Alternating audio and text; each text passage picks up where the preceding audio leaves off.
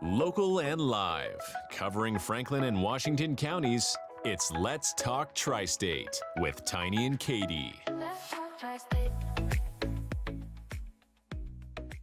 Welcome to Let's Talk Tri-State with Tiny and Katy, all powered by Home Right Windows and Doors in Waynesboro, the right choice winner in the 2024 Best of the Tri-State. Our first guest today, we have Mike Ross, who is president of the Franklin County Area Development Corporation. Ooh, that's a mouthful. Yeah, it is. Yes, that's why we call it FCADC. I was just going to say, can I do FCADC moving forward for short?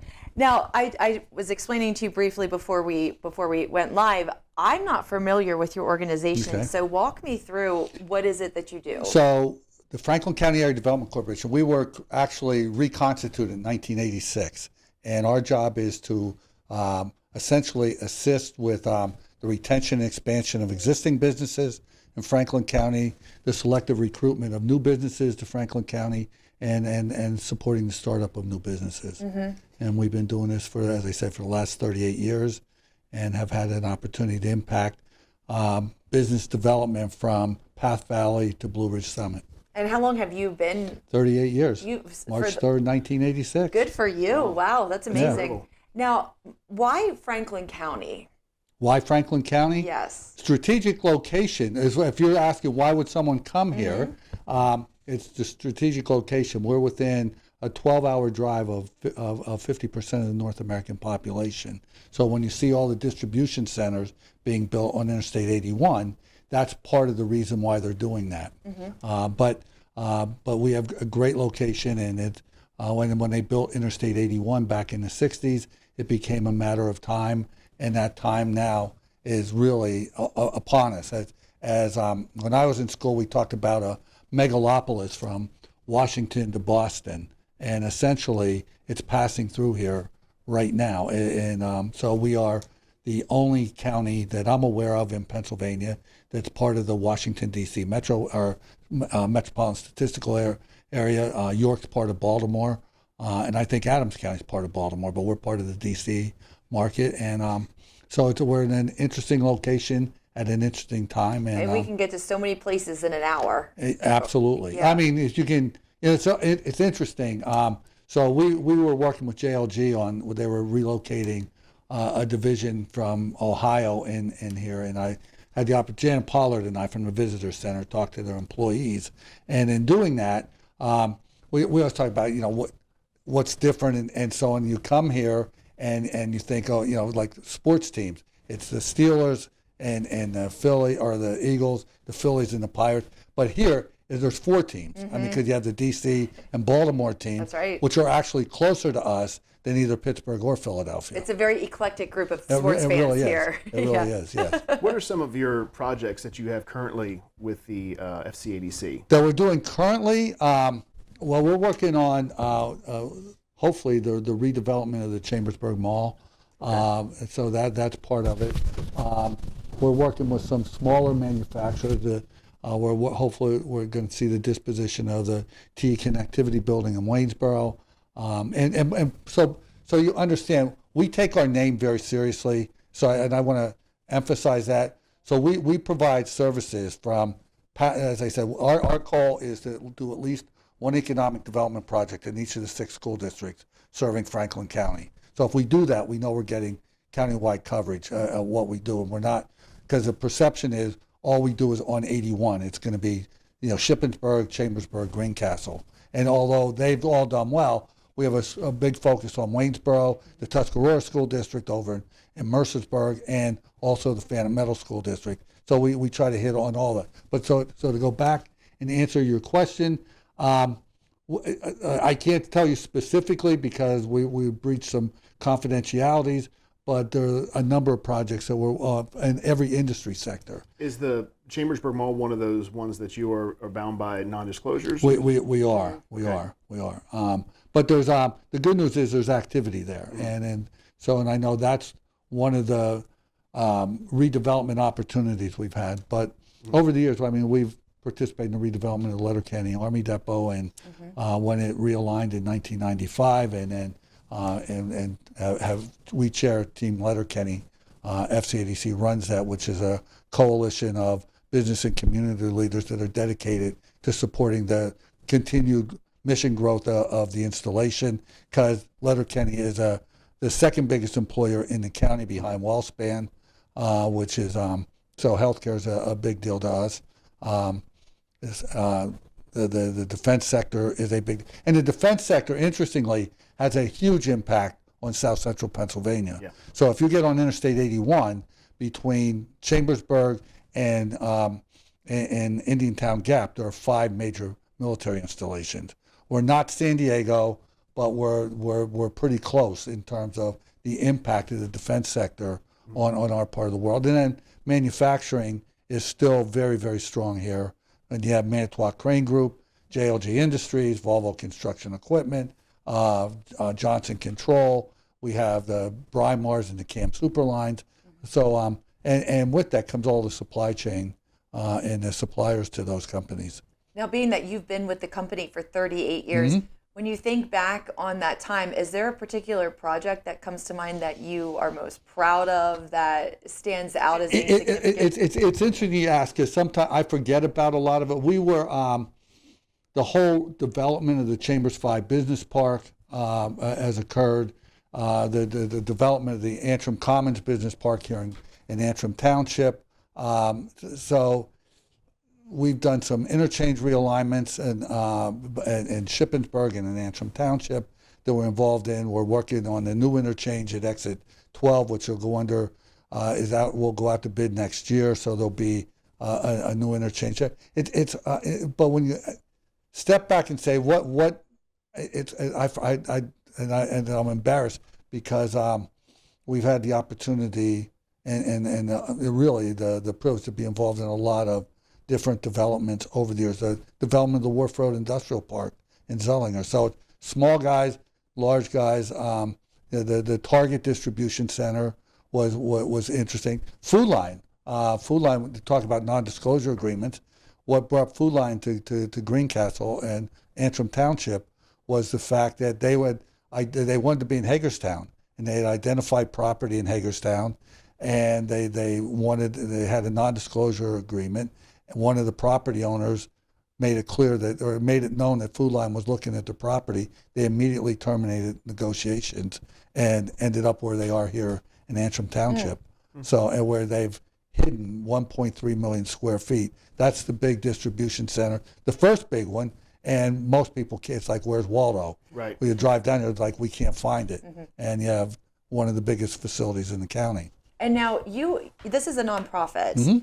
And what are some different types of grants and loans that you offer? We are the Certified Economic Development Organization by the Department of Community and Economic Development. So we're able to deliver a lot. In Pennsylvania, our economic development incentives are made available through a network of nonprofits. In Franklin County, we are that corporation. In Adams County, you have the Adams County Economic Development Corporation. But it gives us the opportunity to deliver those programs that are available through the state. And we have our own revolving loan fund that we've used to support small business development. And over the years, we've availed, $325 million worth of economic development assistance. And again, it ranges from mom and pop startups to the Walmarts and the Targets of the world. So it's been a great opportunity. I remember when the Target Distribution Center came there on 81. Now, Mike, and you kind of answered this in the last thing that you said, Mike, but I want to double back for just a second. To those who hear Franklin County Area Development Corporation, to some people it may just be a bunch of words put together, FCADC. Take us through, and using the Target Distribution Center as an example, where does the FCADC fit into? They're looking for property. They're coming to this area. Where do you? They typically will contact us, or either the company directly, or they're working through site location companies, and we'll get a call saying, look, we have or it could originate through the Governor's Action Team, but we have a project that's looking for a certain size. And in the case of Target, they were looking for 130 acres, but it had to have a specific dimensions. And so they contacted us and said, look, we're looking at this corridor. Is there anything available? And fortunately, we had a site that could work for them. It was interesting at the time because it's the only project in which we had the governor participate directly in the negotiations. And Tom Ridge was the governor at the time. But that was, but so again, and that's typical what happens. We get contacted, and then our job is to respond. But the other part of this is, and we work, I think in our world, what gets media attention are the Target announcements, the Walmart announcements, Volvo coming Big to places, Shippensburg. yeah. But we spend 85% of our staff time trying to assist existing Franklin County businesses to let them know the resources that are available in many cases to these major high-profile projects are available to them as well. And we'll try to do whatever we can to assist them. And if and that assistance can range from tangible, we have a program, we may be able to connect you with if you're having permitting issues or something relative to your business that may not require financing, but being able to work with stakeholders in other ways, we can do that. Over the last area, we've built relationships with virtually everybody.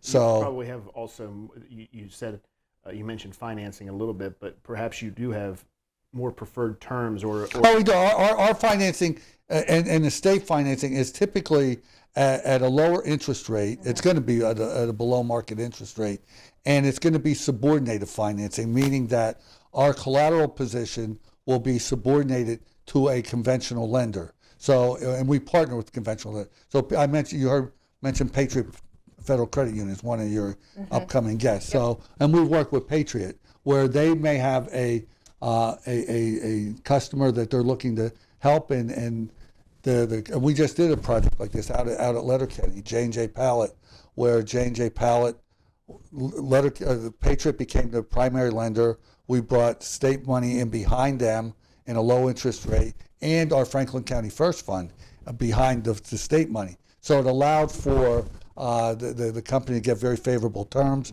And again, J&J Pallet has 15 employees. So again, but they were able to access almost $600,000 worth of low interest financing. Was J&J the company that was once in Shady Grove, or they? No. This was a startup. There used to be a Shanks Pallet and then the big pallet manufacturer here is Industrial Pallet, which is in literally downtown Greencastle. Okay. And Greencastle would always like to see Industrial Pallet relocate, stay in the county, but relocate because they're always afraid they're going to have the Greencastle fire, not the Chicago fire, right? Because there's a lot of pallets stored downtown. Now you're probably pretty up to date on all the statistics in Franklin County and different things about it. So tell me, I live in Franklin County. What's the population? About 156,000 people. Okay. And to that point, we're one in Pennsylvania as a state, and please indulge me here for 2 seconds. But Pennsylvania as a state is very stagnant. We are. In fact, we're actually losing population. And you'll see that with our congressional makeup. Every 10 years, we seem to lose another congressperson.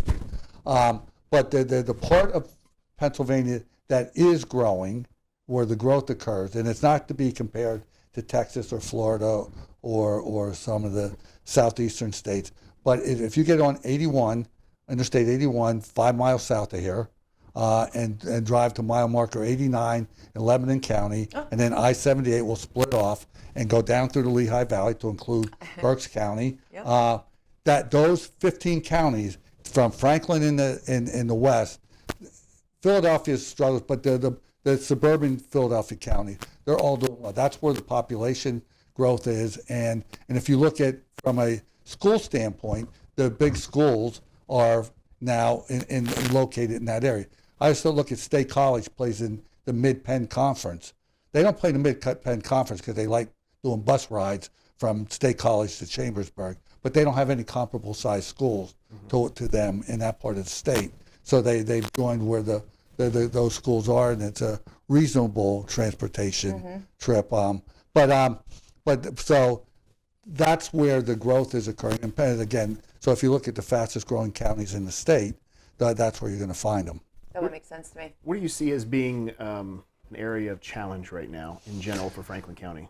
I think it's managing the growth. I think right now it's housing and we all talk about affordable housing. It's housing at every level, and you'll see that in terms of, we're talking about the most recent affordable housing project we're doing. We're looking at one in Greencastle right now. Luminous Incorporated, which is an affordable housing developer, is looking at the Blue Heron site in Greencastle as a place. But if you see what Parkview on South Main Street and South Street in Chambersburg, or Citrus Grove in Shippensburg, those are 40-unit affordable housing. But you're seeing housing going up everywhere. Absolutely. And Penn National, which is not building what would be perceived as affordable housing, but you have executives and retirees moving into the community that are looking at more expensive housing. So it's every level of housing.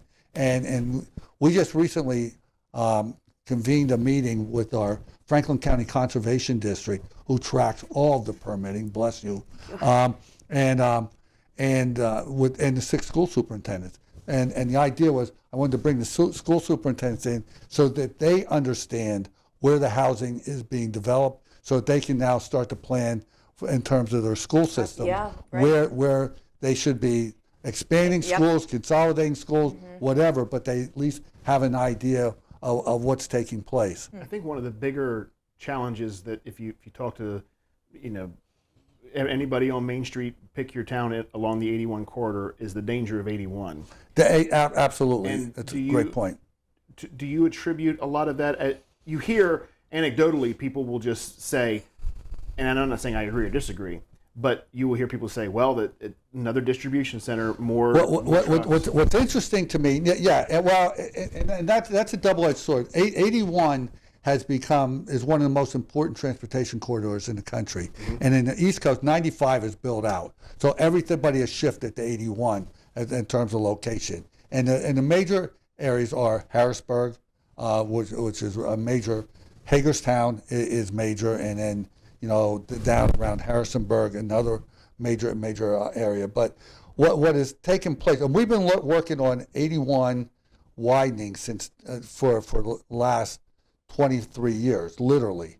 And we've been told by PennDOT recently, as 2 years ago, that you don't have a problem in Franklin County. And we're saying, you drive this road? Right. And FEMA just put in a distribution center in Antrim Township that it has been a staging facility for Hurricane Helene and Milton and so on and then you have a situation that show you and they talked about all the strategic advantages of being right here on Interstate 81. And my question to them, have you looked at, you're right on 81, but the challenges of Interstate 81. And then 2 weeks ago on a Friday night, a paint truck overturned in Hagerstown. And now you have traffic backed up sorry about that. That's okay. For miles on end, and you can't move anything. And whether 3 lanes would have prevented that, I don't know, but we've got to get better mobility. I think Maryland, now I think Governor Moore has recognized that, wait a minute, there is life beyond west of Frederick, okay? And West Virginia's already dealt with it. But in Pennsylvania, when you start talking about Interstate 81, you're talking about 232.6 miles of it, and it's a long stretch, and it's expensive. And I'm sure that every township and every town along that way claims that they have an issue similar to what we do, and so it gets addressed around Carlisle, up around Harrisburg and Hershey, and the like. But when people tell we don't want the next distribution center, my question always comes back, so how do you get your toilet paper? And it's like, well, I have it delivered to my house. Well, where do you think it's coming from? Right. Okay, and we're putting it on Interstate 81. Well, what it's done, and the perception is that when you see these distribution centers, that's all that's going on. Okay, and the fact is that's like the 5th biggest economic driver in Franklin County. It's healthcare, it's manufacturing, it's agriculture. They're all bigger drivers right now than. But you see these big facilities right along the interstate, and they are massive. And for those who have never been in one, you drive by them and you think they're big. If you go inside, they look twice that big. Oh, I'm sure. They're just, those Walmart distribution center here in Antrim Township is just. And they have one there, and then another one in Shippensburg. Yeah. So they're similarly sized. Wow. So Walmart now, I think, has the biggest footprint of any company in Franklin County. So, but it's again, there's an awful lot going on, but it's impacted the labor market in terms of availability of workers, and we've had a major labor shortage, and that which has been chronicled nationally, and employers have talked about the challenges of finding a skilled workforce, but I think it's more intense on the 8178 corridor. And again, what we're experiencing, the Lehigh Valley might be us 2.0, okay? Right. And I-78 is a major issue when you get when you get on 81 or 78, you have kind of opens up a little bit till you get to about Hamburg where it compels, and then it really and I don't like I-78 because they have that stupid barrier down the middle. It's like 83. Right, the Jersey Bulge, like, yeah. Oh my God, and it's like, when that bad weather, it's like a cattle. And it seems like they're never ending with the road work as well. Always. But we need to adjust. So we look at the challenges of 81, and if somebody told us we had funding today to widen Interstate 81, we're probably looking at 2040 before you're going to see construction. Right. It's that, I mean, it takes this interchange that's going to get built. That's been a 20-year process. So any idea when that's going to start? It's going to go out to bid next year. So you're probably looking at 26. Okay.